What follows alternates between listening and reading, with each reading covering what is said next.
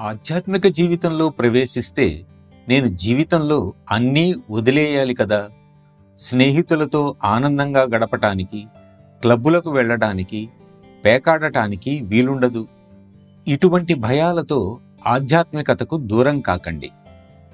మనకు భగవంతుడు ఎంత సమయం ఇచ్చాడో తెలియదు.